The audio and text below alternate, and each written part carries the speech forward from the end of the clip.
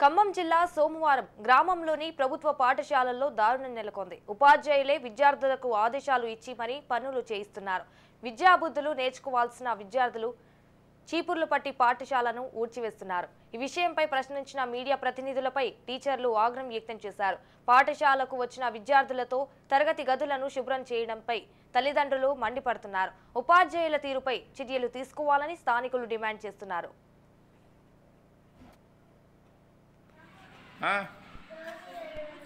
రోజుకు ఒకరు ఉడుతున్నారమ్మా.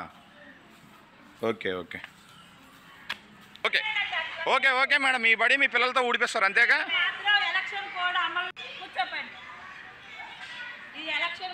మీ స్కూల్కి ఏంది, స్కూల్కి మీకు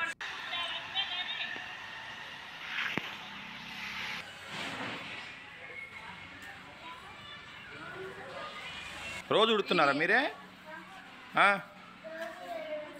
రోజుకు ఒకరు ఉడుతున్నారమ్మా.